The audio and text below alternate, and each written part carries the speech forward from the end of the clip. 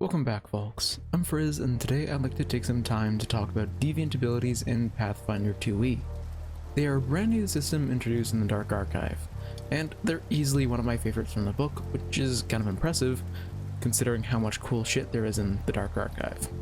Deviant Abilities represent weird things that people develop that can't be explained by normal magical reasonings. Like, if someone has a phoenix somewhere in their bloodline, you can explain why they can cast burning hands out of nowhere.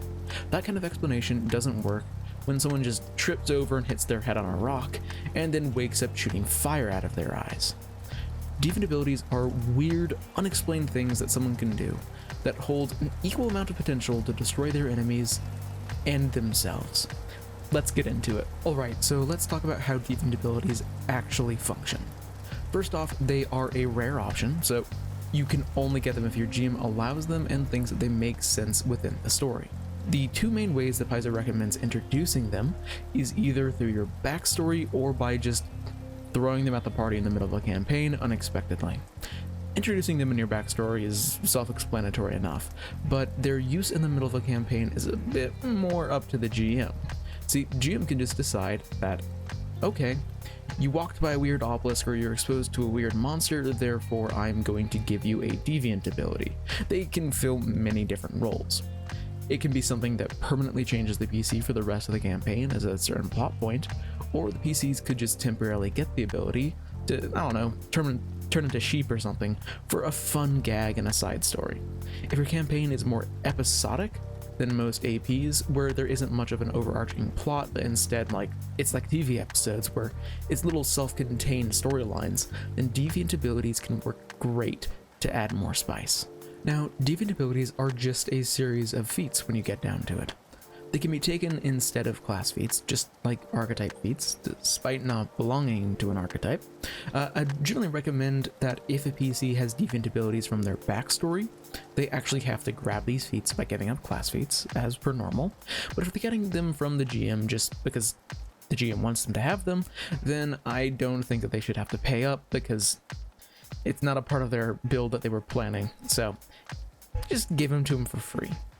Also, I'd argue that you should be able to use the free archetype rule to grab Deviant Ability feats, as they are archetype feats in all but name. Before we get to talking about the classification and abilities in detail though, we need to talk about how exactly the Backlash system works. See, you can use your Deviant Abilities as many times per day as you want, which is rather strong, but each time you do, you have a chance of setting off your Backlash. And once you set off your Backlash 3 times and it reaches stage 3, you cannot use that Deviant Ability again in that day. Mechanically, whenever you use a Deviant Ability, that means you have to make a DC 5 flat check. No matter what, your ability does go off exactly how you wanted it to. But if you succeed, then the next time that you have to make this flat check, it increases by 5, so it's a DC 10 flat check. And then if you succeed again, it's DC 15, and then it's DC 20. This keeps on increasing until you eventually fail. Whenever you do, and you will fail these, a DC 20 flat check is nothing to joke about. You suffer the backlash for whatever stage you're on, and then you move on to the next stage of your backlash and reset the flat check to 5. So let's say you pass a DC 5 flat check, and then you pass a DC 10 flat check, and then you fail the DC 15 flat check and move to stage 2, you're back to a DC 5 flat check to see whether or not the stage 2 backlash goes off. Once you use your stage 3 backlash, you cannot use that Deviant Ability again. So you technically can use these forever, but you've got to be very lucky. With that out of the way, the first classification is Dragon Abilities, which deal with the manipulation and creation of energy. They don't actually have to originate from dragons, but it is a pretty fitting name. The backlash from all of these is pretty simple. You just get hurt by your own abilities. At first, you just get hurt a little bit, but stage 2 gives you a weakness to your own energy type, and stage 3 turns you into a fireball, hurting everyone nearby, including you. The actual dragon abilities, though, are fantastic, because who doesn't want to shoot fire out of their hands, drink electricity, shoot sonic screams, or fly by shooting freezing wind out of their feet? Also, you can customize the actual energy types there. That was just examples. All told, dragon abilities are all about damage and being cool as all hell. Troll abilities are also fairly straightforward, but they're all direct physical abilities. Similarly, the Backlash shows where your ability's power is sourced from, that being your own body. If you fail your flat check, you get increasingly hungry. At first, you just need a quick bite of food, but the next stage requires an entire full meal, and stage 3 leaves you straight out fatigued with hunger pangs for the entire day. The abilities themselves are pretty straightforward. One allows for you to attack with your own bones like Wolverine, another allows for you to hit someone really, really hard, another one gives you actual troll-like regeneration, weaknesses and all, and the last one allows for you to break the ground with a single huge stomp. If you're looking for some anime-style super strength, these are going to be right up your alley. Wraith abilities are the weird ones, if you'd believe that. To speak generally, they are some certified spooky shit that you got from some kind of contact with unknown entities or artifacts. Again, you don't know where you got this from. The Backlash Wraith Abilities is a great example of why contacting things from beyond the stars is generally a very, very bad idea.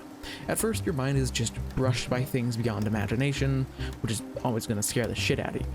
Next, your perception of reality is warped, making you unsure of where literally anything is.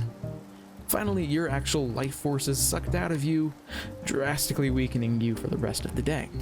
The actual abilities are really fun though. First, you can step out of reality, you can create ghost hands, give very, very creepy hugs to people, you can let out horrific screams that wilt everyone around you, and you can just take a stroll while leaving your body behind with astral projection. If you're looking to really unnerve the party with your sheer presence, then this classification of abilities is amazing. And if you don't, it's still amazing. Overall, I really like how Paizo handled the Deviant Abilities.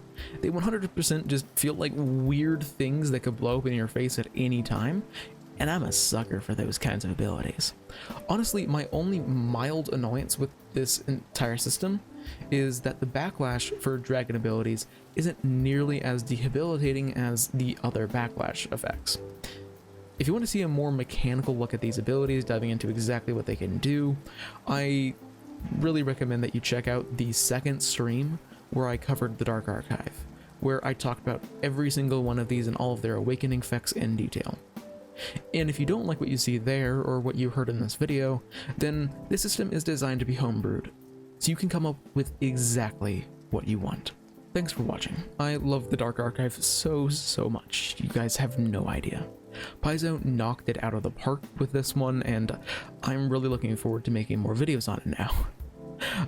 What kind of Deviant abilities would you actually want to homebrew for your campaigns, or what character concepts do you have based on the Deviant abilities from the book? Regardless of that though, until I see you next, live a wonderful life.